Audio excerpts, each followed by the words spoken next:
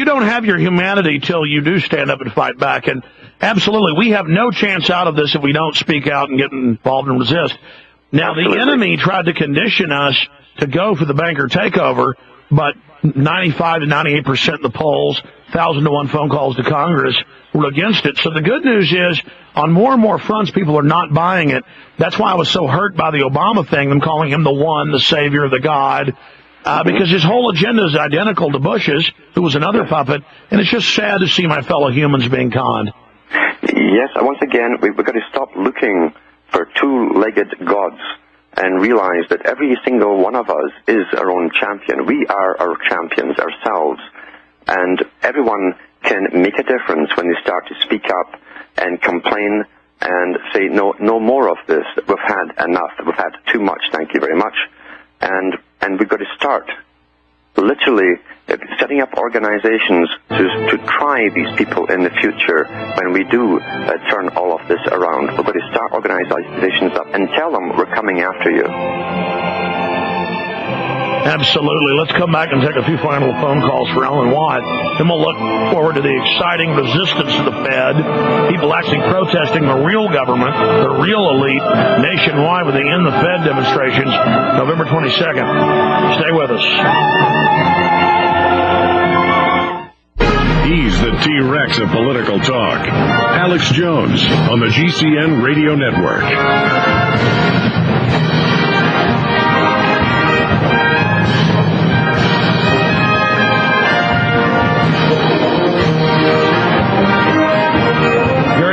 Come up in about 6-7 minutes. Right now, we're talking to Alan Watt. Alan, I'm going to take a few calls here quickly for you from Mike, Kelton, Lisa, and Jim. But tell folks about your websites. Yeah, it's cuttingthroughthematrix.com and also alanwattsentinel.eu for Europe.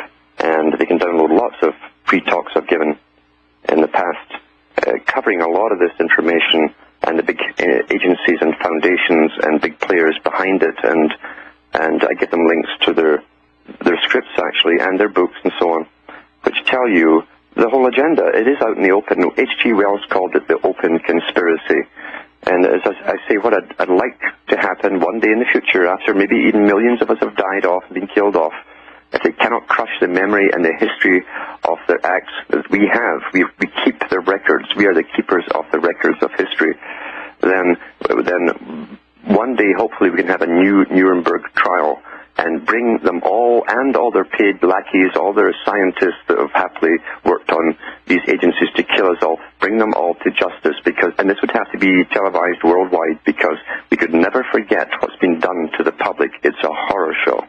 They must stand trial for this one day. Absolutely. Let's talk to Mike in Illinois. You're on the air, Mike. Alan, how you guys doing? Good. I got a question for Alan. Actually, two of them. One of which is how is Obama going to be falling into this eugenics program? It seems like that everyone they put into office, they have some kind of personal agenda that they're trying to meet for their ultimate goal or ultimate plan. Well, I've got a comment after Alan, but go ahead, Alan. Well, I don't think they have a personal agenda. I think that they do what they're told. I think Obama actually has been bred for his task, and you actually will find this has happened in the past. You have to go into his mother's history. She was a born and bred revolutionary for the world system. I thought it funny in his speech he talks about Afro-American slaves and so on. Now, the guy was not an Afro-American slave. His father was a Kenyan, and he calls him a prince. So he's using all tactics, simply as politicians do, to get into power. But he is simply a front man. He's also related very closely to Bush, Cheney, all of them. Yes.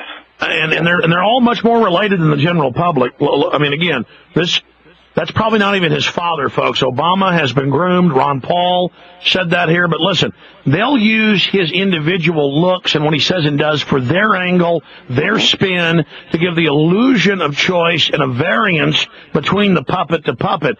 But Obama, because he's black, is going to be perfect to lead. He says he wants to get GMO into Africa. He says he wants to give women their choice. That means Planned Parenthood, sterilizing them, injections, abortion. So, yes, he'll make sure that the black babies aren't born, and he'll be held for that, and Jesse Jackson will cry all day. That is correct. You've said it all. This is how they play the game. And rather than giving a revolution every 4 or 5 years, they give us this choice of voting in a new party who simply continues the agenda. This is how the trick has been played for years. Folks, they know that humans build things, we create things, we're amazing. The globalist system is about diverting you into halls of mirrors, little false realities, so you never truly live and see reality for what it is, so you can affect reality. You were meant, we're a species that's like a coral reef. We grow on top of each other. And they've learned to engineer that and make sure we never leave anything behind. Only their hand leaves something behind. I know how short my life is. I know it's about the mark I leave, what I do for the species. I live on through the species. I have a communal love of the species, whereas this elite believe they are a super species, and they have a religious hate of you and your family. They want to murder you and your family. They love children dying of cancer. They love poison. They love dumbing down. They love destruction. It's dominance for them. It's like sitting on you. Alan? Yes, they are psychopathic. They're so inbred.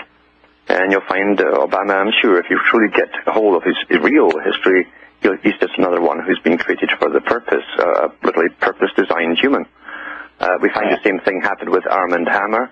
Armand Hammer's father was way up there in communism in the United States. He was done a few times in charge for backstreet abortions. He was immediately into the abortion debates way back then.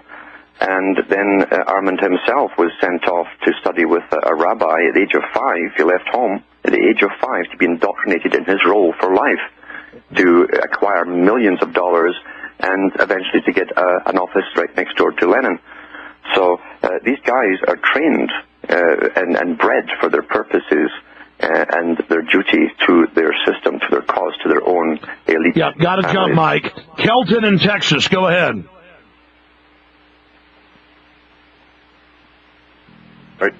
Are you guys there? Yeah, we're on the air worldwide right now. Okay, thank you. I just had a quick comment. You guys are absolutely right on as far as how the police are implementing tyranny in the communities. I'll give you a prime example. About a year and a half ago, I was pulled over. I actually wasn't pulled over. I was at the bus stop from Austin to Cleveland, and all of a sudden, police officers just pulled me over, had me spread my arms on the car, and I was telling them, I told them that, hey, my license are in my pocket, my bus ticket is in my pocket. They were saying, well, where's your luggage? But my luggage got lost.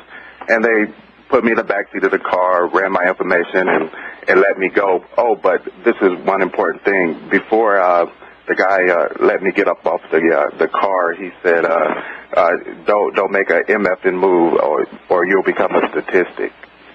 And I found that is still... it's about humiliating you, letting you know you're lower than dirt. They're told to do that to train us to accept enslavement. But don't worry, that cop's going to have his pension fund taken by his global masters. He's going to be hurt by the very same system he loves. So go ahead and shoot your kid up, cops with vaccines, laugh at us. Go ahead and serve the system. Go ahead and think you're Alan.